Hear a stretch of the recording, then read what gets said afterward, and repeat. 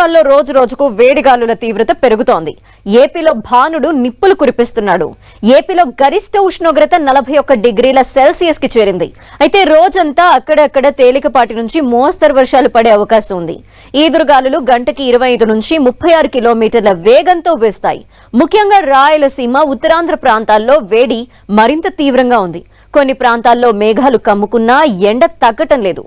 ఏపీలో చాలా చోట్ల అత్యధిక ఉష్ణోగ్రతలు నమోదు కావడంతో పాటు వడగాల్పుల తీవ్రత పెరుగుతుందని రాష్ట్ర విపత్తుల నిర్వహణ సంస్థ ఓ ప్రకటనలో హెచ్చరించింది. మరిన్ని వివరాలు మా ప్రతినిధి దుర్గా అందిస్తారు. దుర్గా, ఏపీలో ఈ రోజు వడగాలులు వీచాయనే చెప్పాలి. ఎందుకంటే ఈ రోజు ఉదయం నుంచి కూడా భానుడి బగబగలతో ప్రజలు అల్లాడిపోయారు.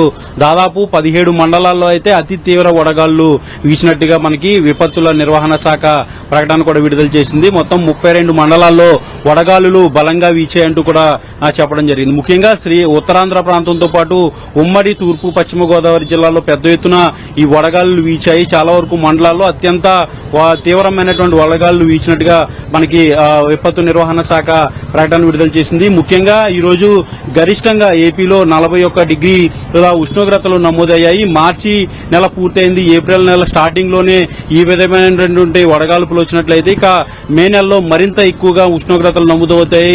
వడగాళ్లు కూడా పెద్ద ఎత్తున ఉంటాయంటూ కూడా నిపుణులు హెచ్చరికలు కూడా జారీ చేస్తున్నారు. అయితే గతంలో కంటే ఈసారి వేసవి ఎక్కువగా ఉష్ణోగ్రతలు నమోదయ్యే అవకాశాలు ఉన్నాయి కాబట్టి ఇప్పటి నుంచే జాగ్రత్తలు తీసుకోవాలనేది ప్రజలు చెప్తున్నారు. ప్రధానంగా బయటికి అత్యవసరం అయితే తప్ప మధ్యాహ్నం 12 గంటల నుంచి సాయంత్రం 4 గంటల వరకు అత్యవసరం అయితే తప్ప బయటికి సామాన్య ప్రజలు, ముఖ్యంగా వృద్ధులు, చిన్నపిల్లలు, గర్భిణీలు, ఆరోగ్య సమస్యలు ఉన్న వాళ్ళు ఎవరు కూడా బయటికి రావద్దంటూ కూడా హెచ్చరికలు జారీ చేస్తున్నారు. వచ్చినా గానీ ఖచ్చితంగా ఏదైతే ఈ ఎండ తీవ్రతకు తట్టుకునే విధంగా కొబ్బరి నీళ్లు గాని, మంచినీళ్లు గాని, మజ్జిగ గాని ఇలాంటివి కూడా తాగాలంటూ కూడా వాళ్ళు సూచనలు కూడా చేస్తున్నారు. దీంతో పాటు అన్ని మండలాలు ఎక్కడైతే వడగాల్పులు తీవ్రంగా వీస్తున్నాయో ఆ మండలాల్లో కూడా అప్రమత్తంగా ఉండాలంటూ కూడా వాళ్ళు హెచ్చరికలు జారీ చేస్తున్నారు. దాదాపు ఈ రోజు 41 డిగ్రీల ఉష్ణోగ్రతలు అధికంగా నమోదయ్యాయి కాబట్టి ఇక దీంతో పాటు అక్కడక్కడ వడగండ్ల వాన, అలాగే అకస్మాత్తుగా వర్షాలు కూడా కురుస్తున్నాయి. ప్రస్తుతం అయితే ఉత్తరాంధ్రలో ఉన్నటువంటి కొన్ని మండలాల్లో ఈ రోజు